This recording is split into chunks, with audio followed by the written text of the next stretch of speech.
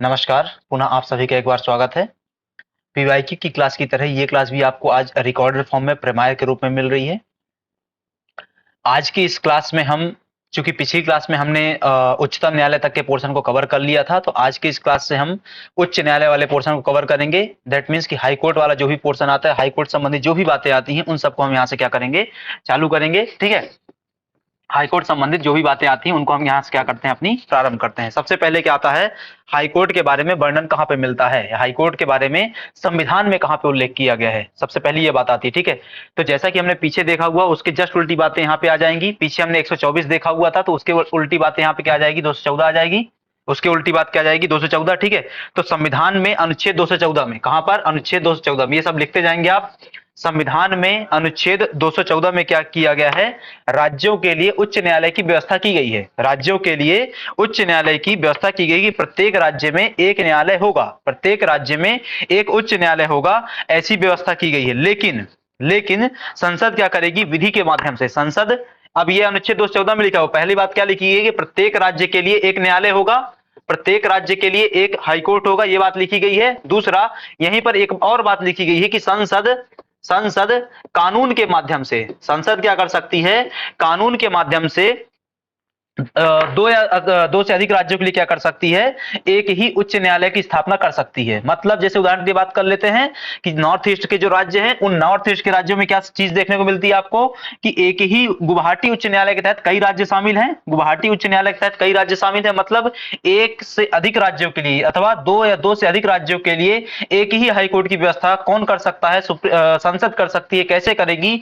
विधि के माध्यम से करेगी। ये बात कहां लिखी गई है, ये बात 214 में लिखी गई है। ये बात कहां लिखी गई है, 214 में लिखी गई है। ठीक है।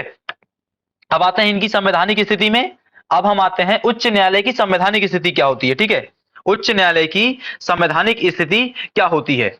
तो प्रत्येक जो भी उच्च न्यायालय होता है हर राज्य का, उस उच्च न्यायालय का गठन कैसे होता है, तो कुछ मुख्य न्यायाधीश, एक मुख्य न्यायाधीश और कुछ न्यायाधीशों को मिलाकर के होता है। ठीक है। यहां पे लिख लो कैसे गठन किया जाता है। एक क्या होगा आपका, चीफ जस्टिस होगा, एक क्या होगा आपका, चीफ जस्टिस होगा, और बाकी क्या होंगे, कुछ अन्य न्यायाधीश होंगे, कुछ क्या होंगे, अन्य न्यायाधीश होंगे, कुछ क्या होंगे आपके, अन्य न्यायाधीश होंगे। जिनकी नियुक्ति कौन करेगा, जिनकी नियुक्ति राष्ट्रपति करेगा, जिनकी नियुक्ति कौन करेगा, राष्ट्रपति करेगा। ये बात कहां लिखी गई है, ये बात लिखी गई अनुच्छेद 216 में, ये बात लिखी गई अनुच्छेद 216 में। क्या राष्ट्रपति स्वतंत्र है नियुक्ति करने के लिए, नहीं, राष्ट्रपति स्वतंत्र नहीं है नियुक्ति करने के लिए। क्यों स्वतंत्र नहीं है, क्योंकि ये क्या करता है, किसी की अनुशंसा पर नियुक्ति करता है। यह क्या करता है, किसी की अनुशंसा पर नियुक्ति करता है। किसकी अनुशंसा पर, यह नियुक्ति करता है कॉलेजियम की अनुशंसा पर। किसकी अनुशंसा पर, कॉलेजियम। कॉलेजियम जो भी नाम रिकमेंड करता है, कॉलेजियम सिस्टम हमने पीछे देखा हुआ था किसी क्लास में, कॉलेजियम सिस्टम के बारे में। कॉलेजियम जो भी नाम रिकमेंड करता है, उस रिकमेंडेड नाम को क्या करना होता है, इसको अपॉइंट करना होता है, नियुक्त करना होता है। ठीक है। ये क्या होता है, उसकी नियुक्ति कर देता है। ठीक है। अब यहां पे संख्या कितनी होगी, तो अलग अलग न्यायाधीश, उसके लिए उच्च न्यायालयों के लिए, अलग अलग न्यायालयों के लिए अलग अलग संख्या बताई गई है। किनकी, न्यायाधीशों की। न्यायाधीशों की संख्या कितनी होगी, तो अलग अलग क्या की जाती है, तय की जाती है। ठीक है। अलग अलग तय की जाती है। अब आता है कि उनके लिए अर्हताएं क्या होंगी, न्यायाधीशों के लिए अर्हताएं क्या होंगी। न्यायाधीशों की अर्हताएं या योग्यताएं लिख लो, अर्हताएं या योग्यताएं। न्यायाधीशों के लिए अर्हता अथवा योग्यता ये कहां दी हुई है, 217 में दी हुई है। ये कहां मिलेगी आपको, अनुच्छेद 217 में मिलेगी, अनुच्छेद 217 में मिलेगी। ठीक है। इसमें लिखेंगे कि वह भारत का नागरिक हो, पहला पॉइंट क्या आएगा, वह भारत का नागरिक हो, वह भारत का नागरिक हो। दूसरा, उसे कम से कम 10 वर्ष तक, उसे कम से कम 10 वर्ष तक किसी न्यायिक पद को ग्रहण करने का अनुभव हो, उसे कम से कम 10 वर्षों तक किसी न्यायिक पद को ग्रहण करने का अनुभव हो। तीसरा लिखेंगे, उच्च न्यायालय में कम से कम 10 वर्ष तक वह, उच्च न्यायालय में कम से कम 10 वर्ष तक वह अधिवक्ता रह चुका हो। अधिवक्ता मतलब क्या होता है, एडवोकेट। अधिवक्ता मतलब क्या होता है आपका, एडवोकेट। अधिवक्ता मतलब क्या होता है आपका, एडवोकेट रह चुका हो।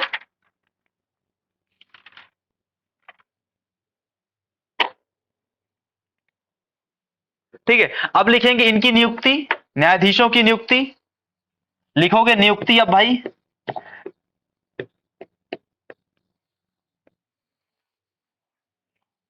न्यायाधीशों की नियुक्ति, पीछे हमने आधी प्रक्रिया देख ली भाई। नियुक्ति कौन करता है? राष्ट्रपति करता है। कैसे करता है? कॉलेजियम सिस्टम की रिकमेंडेशन पे करता है। तो इन पॉइंटर्स को लिख लो। अब नियुक्ति कौन करेगा? राष्ट्रपति करेगा। उच्च न्यायालयों के मुख्य न्यायाधीशों की नियुक्ति, उच्च न्यायालयों के मुख्य न्यायाधीशों की नियुक्ति, उच्च न्यायालयों के मुख्य न्यायाधीशों की नियुक्ति राष्ट्रपति द्वारा संबंधित राज्य के राज्यपाल, संबंधित राज्य के राज्यपाल एवं संबंधित राज्य के राज्यपाल एवं सुप्रीम कोर्ट के चीफ जस्टिस, मुख्य न्यायाधीश, chief justice of India CJI, supreme court के मुख्य न्यायाधीश एवं संबंधित राज्य के राज्यपाल, संबंधित राज्य के राज्यपाल के परामर्श से की जाती है, के परामर्श से। इसको मैंने सामान्य भाषा में आपको क्या बता दिया था? कॉलेजियम। यही क्या है? कॉलेजियम है। कॉलेजियम, बस इस व्यक्ति को बाहर रख लो, ये तो शामिल है ना कॉलेजियम में, ठीक है। यही क्या है? आपका कॉलेजियम है, ठीक है। उसके परामर्श से क्या की जाती है? नियुक्ति की जाती है। ये तो क्या हो गई? किसकी नियुक्ति के बारे में बात हो गई? ये मुख्य न्यायाधीश की नियुक्ति के बारे में बात हो गई। किसके? हाई कोर्ट के मुख्य न्यायाधीशों की नियुक्ति के बारे में बात हो गई। अब आता है न्यायाधीशों की नियुक्ति कैसे होगी। अब आता है न्यायाधीशों की नियुक्ति कैसे होगी। लिखेंगे इसको, उच्च न्यायालयों के न्यायाधीश, उच्च न्यायालयों के न्यायाधीशों की नियुक्ति हेतु, मुख्य की बात नहीं कर रहे हैं, अन्य की बात कर रहे हैं। उच्च न्यायालयों के न्यायाधीशों की नियुक्ति हेतु, उच्च न्यायालयों के न्यायाधीशों की नियुक्ति हेतु राष्ट्रपति द्वारा संबंधित उच्च न्यायालय के, संबंधित उच्च न्यायालय के मुख्य न्यायाधीश का परामर्श लेना होता है। संबंधित उच्च न्यायालय के मुख्य न्यायाधीश का परामर्श लेना होता है। जैसे उदाहरण के लिए कि जबलपुर हाई कोर्ट में यदि किसी जज को अपॉइंट करना है तो राष्ट्रपति उसको अपॉइंट करने के पहले जबलपुर हाई कोर्ट की जो चीफ जस्टिस है उनकी क्या लेगा? वो परामर्श लेगा, सलाह लेगा, ठीक है। ये क्या था? उनकी नियुक्ति के बारे में बातें थी। यह क्या था? उनकी नियुक्ति के बारे में बातें थी।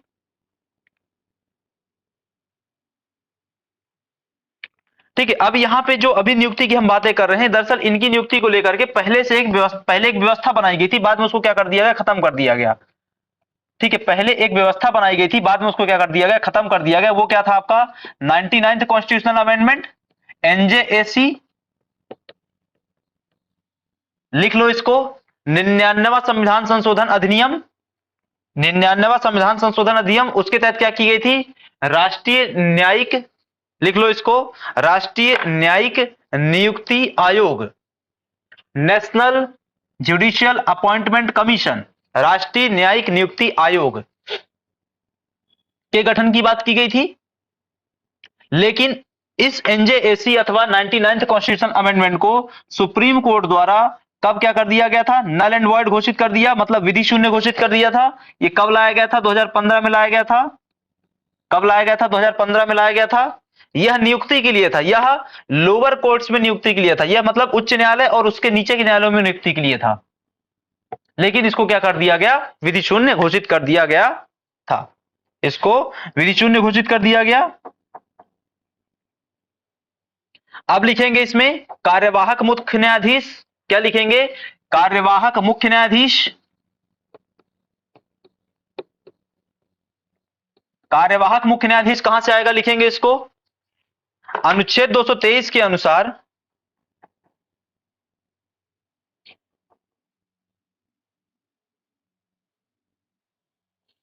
जब किसी उच्च न्यायालय के मुख्य न्यायाधीश का पद रिक्त हो जाता है अथवा वह अनुपस्थित रहता है तो राष्ट्रपति द्वारा अन्य न्यायाधीशों में से किसी एक को, तब राष्ट्रपति द्वारा अन्य न्यायाधीशों में से किसी एक को कार्यवाहक मुख्य न्यायाधीश के रूप में नियुक्त किया जाता है। कार्यवाहक मुख्य न्यायाधीश के रूप में नियुक्त किया जाता है। फिर लिखेंगे अवर न्यायाधीश। अवर मतलब हमारा वाला नहीं है, अतिरिक्त वाला है। ठीक है, अवर मतलब क्या है? एडिशनल एक्टिंग जजेस। एडिशनल एक्टिंग जजेस, इनका उल्लेख कहां है? 224 में। इनका उल्लेख कहां है? 224 में। लिखेंगे जब किसी उच्च न्यायालय में कार्य में वृद्धि हो जाती है, जब किसी उच्च न्यायालय में कार्य में वृद्धि हो जाती है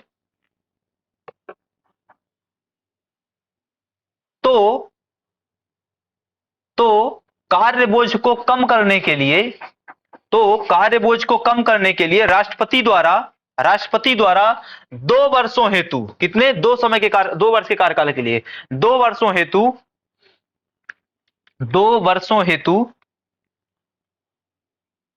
अवर न्यायाधीश की नियुक्ति की जाती है। अवर न्यायाधीश की नियुक्ति की जाती है।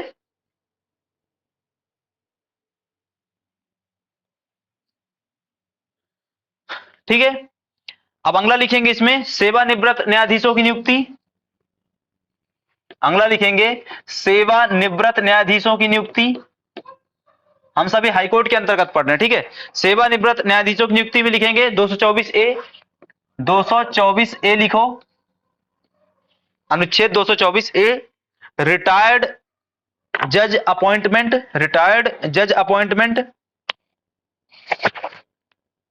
इसमें लिखेंगे उच्च न्यायालय का मुख्य न्यायाधीश, उच्च न्यायालय का मुख्य न्यायाधीश, उच्च न्यायालय का मुख्य न्यायाधीश किसी समय राष्ट्रपति की पूर्व सहमति से, राष्ट्रपति की पूर्व सहमति से किसी सेवानिवृत्त न्यायाधीश को, किसी सेवानिवृत्त न्यायाधीश को न्यायाधीश के रूप में नियुक्त कर सकता है।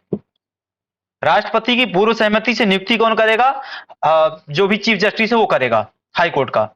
ठीक है, तो क्या कर सकता है? नियुक्ति कर सकता है। अब आता है अगला, लिखो पदावधि। क्या होता है भाई? टेन्योर इनका लिखेंगे इसको, उच्च न्यायालय के न्यायाधीश 62 वर्ष की आयु तक, 62 वर्ष की आयु तक अपने पद पर रह सकते हैं।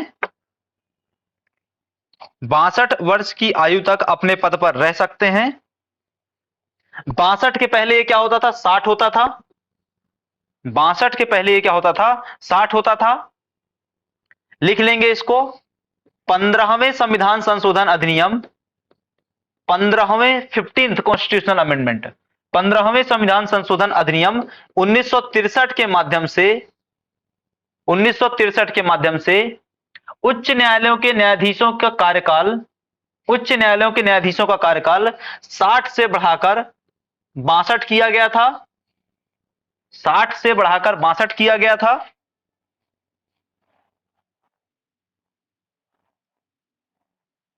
ठीक है, अगेन कि इनको हटाया जा सकता है इनके पद से, इनको इनके पद से हटाया जा सकता है। कैसे हटाएंगे? तो इनको उसी तरीके से हटाया जा सकता है जिस तरीके से सुप्रीम कोर्ट के जज को हटाया जाएगा। और सुप्रीम कोर्ट के जज को हटाने की प्रक्रिया मैंने कल की क्लास में आपको बेहतर तरीके से बता दी थी कि न्यायाधीश जांच अधिनियम के अंतर्गत कैसे उनको हटाया जाएगा। न्यायाधीश जांच अधिनियम 1968 के माध्यम से उनको कैसे रिप्लेस किया जाता है वो मैंने आपको पहले ही समझा दिया था, तो उस प्रक्रिया में हम नहीं जाएंगे। एग्जैक्टली सेम टू सेम वही प्रक्रिया अपनाई जाती है। फिर लिखेंगे इनके वेतन भत्ते। क्या लिखेंगे? इनके वेतन भत्ते। कितना वेतन है, कितना भत्ता है, इन सब में जाने की आवश्यकता नहीं है, बस ये देखना है कि ये कहां से दिया जाता है। तो इनके वेतन भत्ते कहां से दिए जाते हैं? संचित निधि से। इनके वेतन भत्ते कहां भारित होते हैं? संचित निधि पर भारित होते हैं। संचित निधि कहां मेंशन्ड है? 266 में मेंशन्ड है। संचित निधि कहां मेंशन्ड है? 266 में मेंशन्ड है। ठीक है, संचित निधि पे क्या होते हैं? वो भारित होते हैं। ठीक है, संचित निधि पर भारित होते हैं। किसकी संचित निधि? राज्य की। ठीक है, किसकी संचित निधि? राज्य की संचित निधि पे। राज्य की संचित निधि पे। इनको पेंशन भी मिलेगी। पेंशन किस पे भारित होगी? इनको पेंशन भी मिलेगी। पेंशन किस पे भारित होगी? भारत की संचित निधि पे। एक बात स्पष्ट ध्यान रखना, एक बात स्पष्ट ध्यान रखना कि इनको जो भी वेतन मिलेगा, जो भी भत्ते मिलेंगे, वो कहां से मिलेंगे? राज्य की संचित निधि से। कि समझो मिस्टर एक्स हैं, वो अभी वर्तमान में जबलपुर हाई कोर्ट में कार्यरत हैं, तो उनका वेतन कहां से जाएगा? मध्य प्रदेश की संचित निधि जाएगा। लेकिन उन्हीं मिस्टर एक्स का ट्रांसफर कहां हो जाए? आपका किसमें मोटा मोटा मान ले, महाराष्ट्र हो जाए, मतलब बॉम्बे हाई कोर्ट। महाराष्ट्र हो जाए मतलब बॉम्बे हाई कोर्ट में।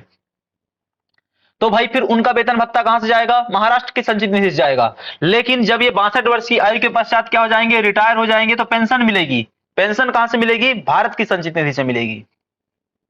ये ऐसा ही है जैसे अखिल भारतीय सेवाओं के साथ होता है। इनके साथ होता है, अखिल भारतीय सेवाओं के साथ होता है।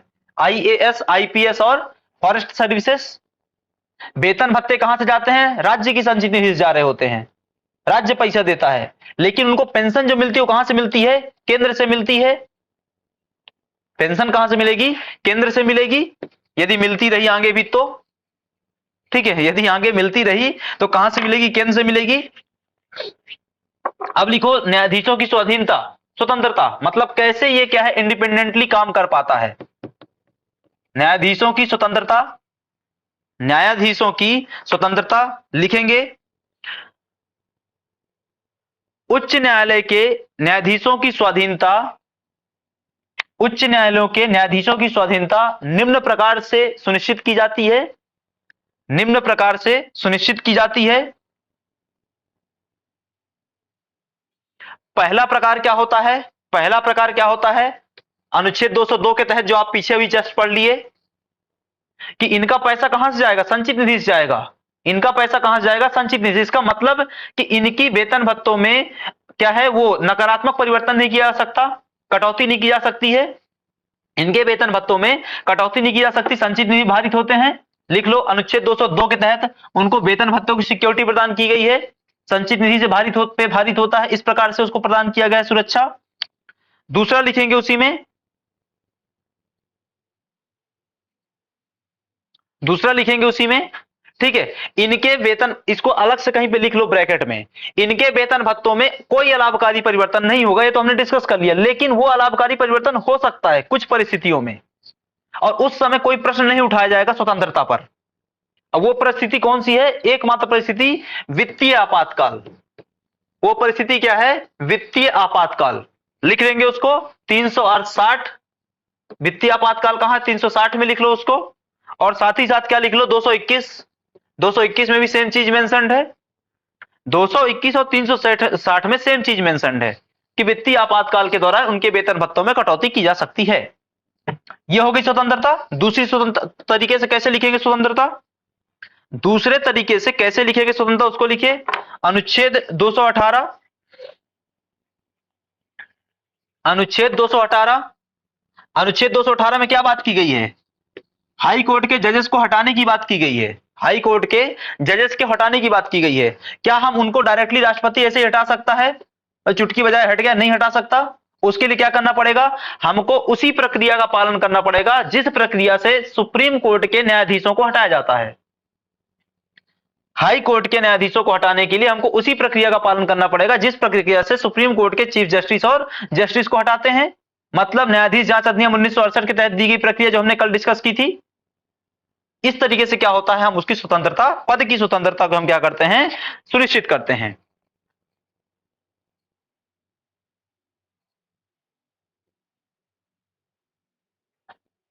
ठीक है, अब लिखेंगे न्यायाधीशों पर प्रतिबंध।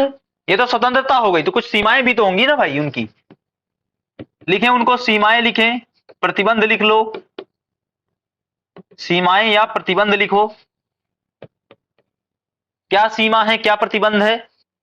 लिखेंगे इसमें अनुच्छेद 220 के तहत या अनुसार, अनुच्छेद 220 के अनुसार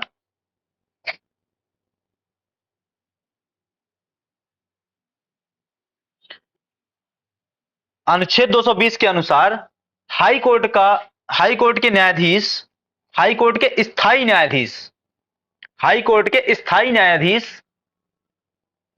हाई कोर्ट के स्थायी न्यायाधीश सुप्रीम कोर्ट और अपने संबंधित उच्च न्यायालय के अतिरिक्त, सुप्रीम कोर्ट और अपने संबंधित उच्च न्यायालय के अतिरिक्त कहीं भी अन्य किसी न्यायालय या प्राधिकार में, कहीं भी अन्य किसी न्यायालय या प्राधिकारी के समक्ष, अन्य किसी न्यायालय या प्राधिकारी के समक्ष वकालत नहीं कर सकता। मतलब या तो वो वकालत कहां करेगा, सुप्रीम कोर्ट में करेगा, या फिर कहां करेगा, सिर्फ उन हाई कोर्ट्स में कर सकता है जहां पे वो क्या किया है, पहले कभी काम किया है। इसके अतिरिक्त वो देश में कहीं भी किसी भी प्राधिकारी, किसी भी न्यायालय के समक्ष वकालत नहीं कर सकता। प्रतिबंध है, किसके तहत हो रहा था ये, 220 के तहत हो रहा था। किसके तहत, 220 के तहत हो रहा था। अब लिखेंगे ट्रांसफर ऑफ जजेस, न्यायाधीशों का स्थानांतरण, न्यायाधीशों का स्थानांतरण लिखेंगे, अनुच्छेद 222 के तहत है, अनुच्छेद 222 के तहत है। इसके अनुसार राष्ट्रपति, अनुच्छेद 222 के अनुसार राष्ट्रपति भारत के मुख्य न्यायाधीश से परामर्श करने के पश्चात, भारत के मुख्य न्यायाधीश से परामर्श करने के पश्चात किसी भी न्यायाधीश का एक उच्च न्यायालय से दूसरे उच्च न्यायालय में स्थानांतरण कर सकता है, एक उच्च न्यायालय से दूसरे उच्च न्यायालय में स्थानांतरण कर सकता है।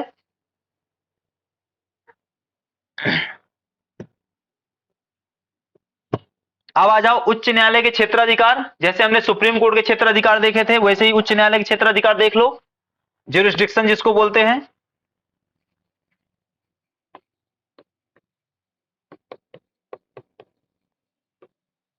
उच्च न्यायालय के क्षेत्राधिकार आ जाओ।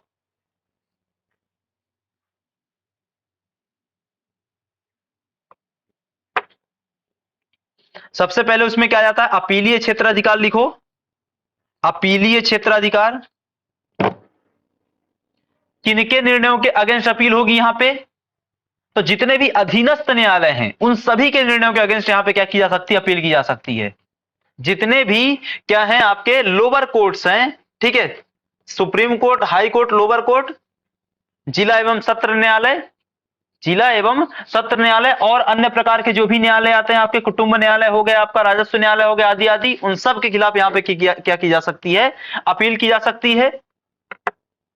ठीक है, तो दीवानी मामले हो गए, फौजदारी मामले हो गए, राजस्व मामले हो गए, उन सब मामलों के अगेंस्ट जो भी अपील की जा सकती लोअर कोर्ट्स की, वो कहां पे होगी, हाई कोर्ट में होगी। लिख लो, पहला अपीली क्षेत्राधिकार हो गया। दूसरा लिखेंगे प्रारंभिक क्षेत्राधिकार, मूल क्षेत्राधिकार, प्रारंभिक या फिर मूल क्षेत्राधिकार लिख लो, प्रारंभिक या मूल या ओरिजिनल ज्यूरिसडिक्शन, प्रारंभिक, मूल या ओरिजिनल ज्यूरिसडिक्शन।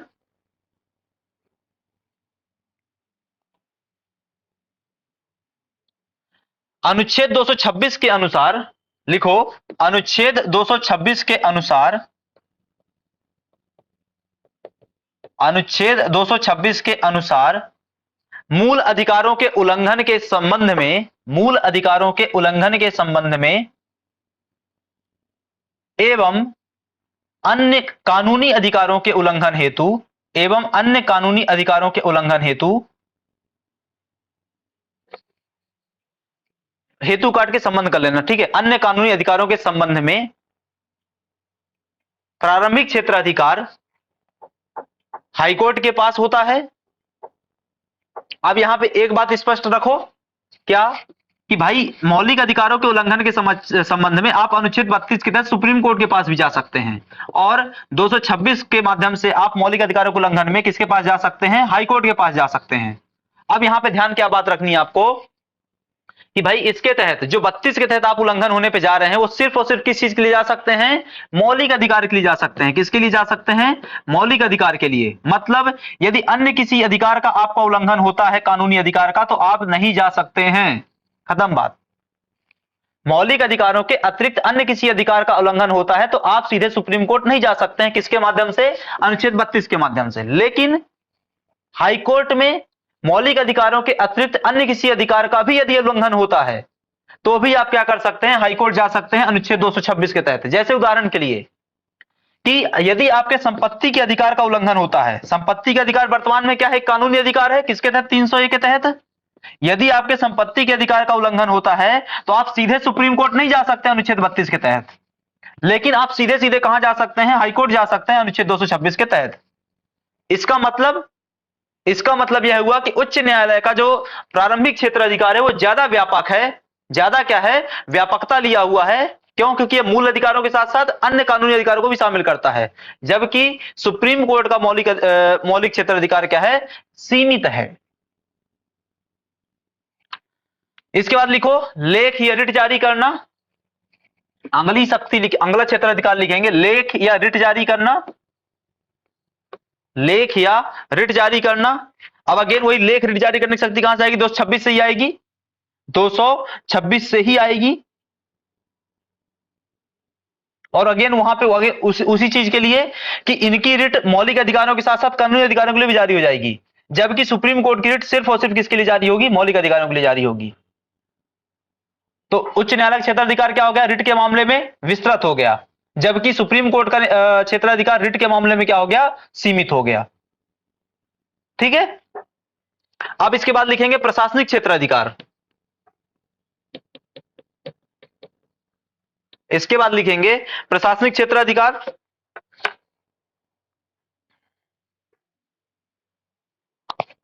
अनुच्छेद 227 के अनुसार, लिखो इसको, अनुच्छेद 227 के अनुसार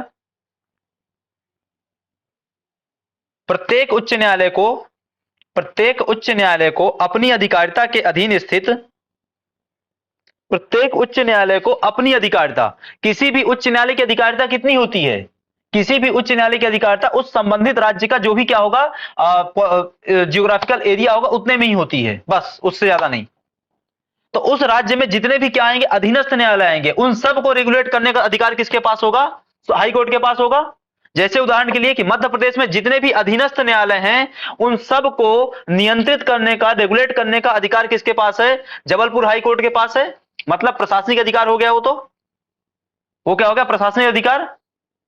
ठीक है। तो इन अधीनस्थ न्यायालयों में लिखेंगे, इन अधीनस्थ न्यायालयों में अथवा अधिकरणों में, अधिकरण मतलब ट्राइब्यूनल्स, अधिकरण मतलब क्या होता है, ट्राइब्यूनल्स। इन अधीनस्थ न्यायालयों में अथवा अधिकरणों में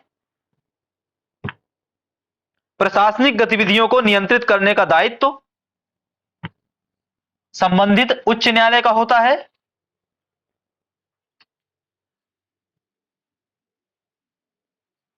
फिर लिखेंगे अगली अधिकार, अगला अधिकार लिखेंगे अंतरण संबंधी अधिकार। अंतरण मतलब क्या होता है, ट्रांसफर। अंतरण संबंधी अधिकार, किसका ट्रांसफर, केस का ट्रांसफर, केस का ट्रांसफर। लिखेंगे अनुच्छेद 228 के अनुसार, अनुच्छेद 228 के अनुसार उच्च न्यायालय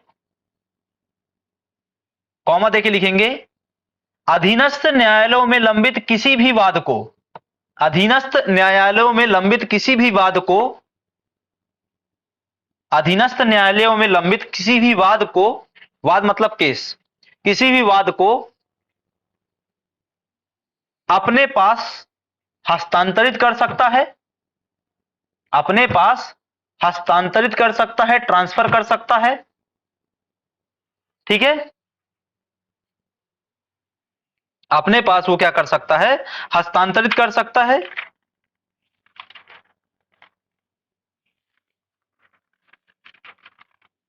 ये क्या था आपकी हाई कोर्ट्स के संबंध में सभी बेसिक बातें थी, हाई कोर्ट्स के संबंध में ये सभी बेसिक बातें थी।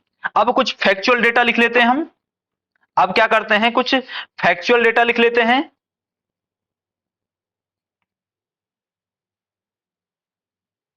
ठीक है। फैक्चुअल डेटा में सबसे पहले क्या लिखेंगे, फैक्चुअल डेटा में सबसे पहले क्या लिखेंगे, सबसे पहला हाई कोर्ट कौन सा था, सबसे पहला हाई कोर्ट कौन सा था, इसको लिखो।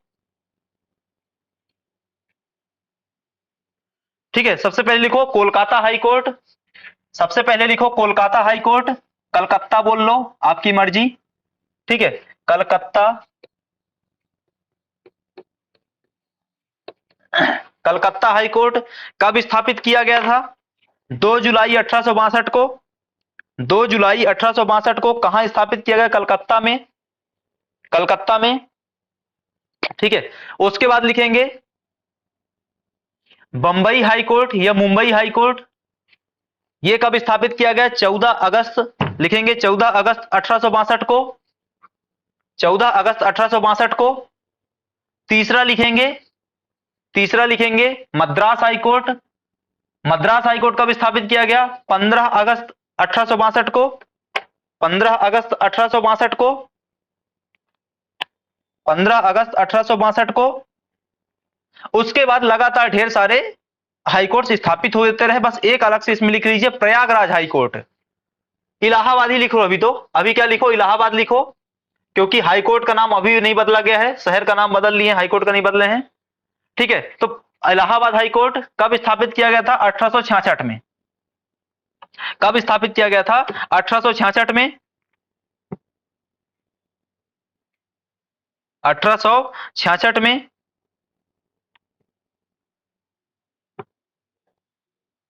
ठीक है, 1866 में स्थापित किया गया था। इसके बाद लिखेंगे वर्ष 2013 में स्थापित हाईकोर्ट। वर्ष 2013 में 3 हाईकोर्ट स्थापित किए गए थे, लिखो इसको। वर्ष 2013 में 3 हाईकोर्ट स्थापित किए गए थे, लिखेंगे इसको त्रिपुरा, मेघालय, मणिपुर। लिखेंगे त्रिपुरा, मेघालय,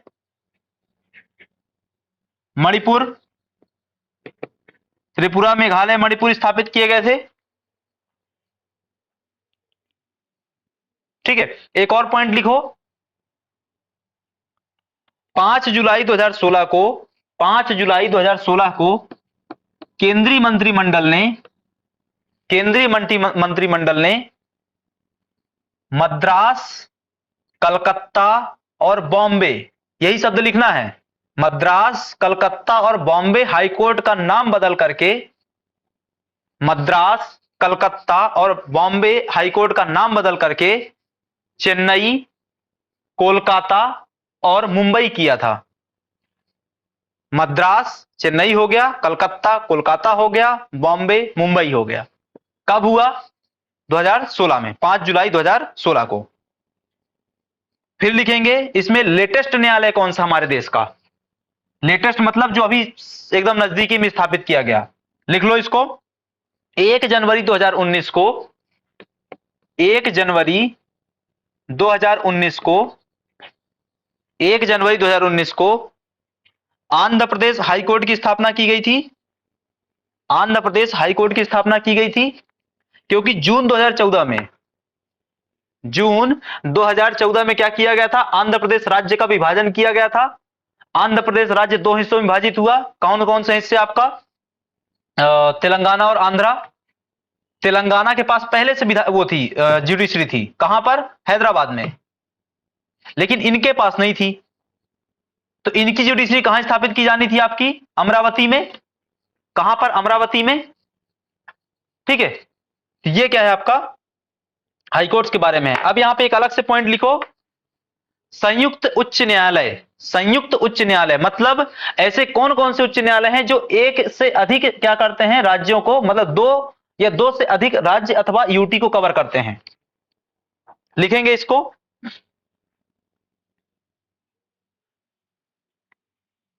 चेन्नई उच्च न्यायालय। लिखेंगे इसको चेन्नई उच्च न्यायालय। यह 2 चीजों कवर करता है, तमिलनाडु और पौंडीचेरी। लिख लो इसको, चेन्नई उच्च न्यायालय तमिलनाडु और पौंडीचेरी को कवर करता है। तमिलनाडु और पौंडीचेरी को कवर करता है। गुवाहाटी उच्च न्यायालय लिखेंगे, गुवाहाटी उच्च न्यायालय।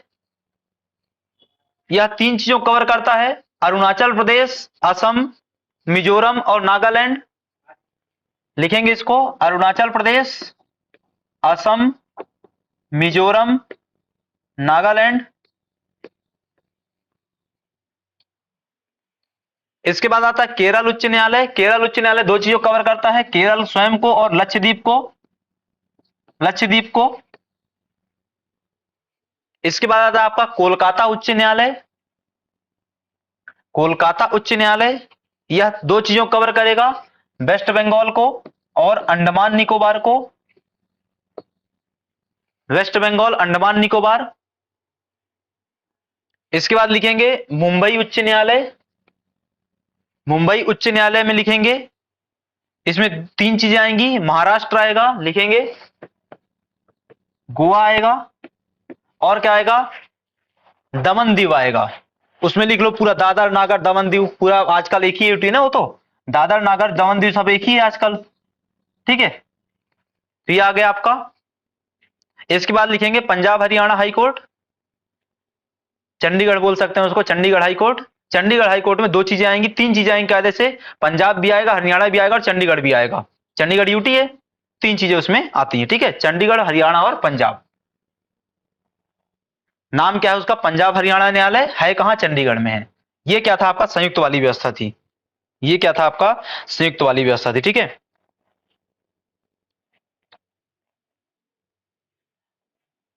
ये पूरे क्या थे आपके उच्च न्यायालय थे। बस इसमें एक अलग से पॉइंट कहीं लिख लो, दिल्ली एकमात्र केंद्र शासित प्रदेश है, दिल्ली एकमात्र केंद्र शासित प्रदेश है जिसके पास स्वयं का उच्च न्यायालय है, जिसके पास स्वयं का उच्च न्यायालय है, ठीक है। वर्तमान में एक्सेप्शन के तौर पे दिल्ली के साथ साथ क्या शामिल हो जाएगा आपका, वर्तमान में एक्सेप्शन के तौर पे दिल्ली के साथ साथ क्या शामिल होगा आपका, जम्मू कश्मीर श्रीनगर हाई कोर्ट में, ठीक है। अभी उसको एक्सेप्शन में रखेंगे क्योंकि उसको खुद सरकार को खुद नहीं पता है कि उसको यूटी बनाना है कि वो बनाना है और स्टेट बनाना है। वर्तमान में यूटी है, वो वर्तमान में यूटी है, ठीक है। ये पूरा क्या था आपका, राज्य में जो उच्च न्यायालय होते हैं उनकी पूरी व्यवस्था थी, उसके बारे में हमने क्या है पूरा कवर किया। कल की क्लास में हम अधीनस्थ न्यायालय के बारे में चर्चा करेंगे, और अधीनस्थ न्यायालय के बारे में जब चर्चा हो जाएगी हमारी न्यायाधीश, तो वहां से क्या हो जाएगा, न्यायपालिका वाला पोर्शन समाप्त हो जाएगा। यदि आप लोगों का किसी प्रकार कोई डाउट है तो आप लोग बता सकते हैं, अन्यथा आज की क्लास को यहीं पर विराम दिया जाएगा। मिलेंगे आपसे कल, तब तक के लिए आप सभी का धन्यवाद।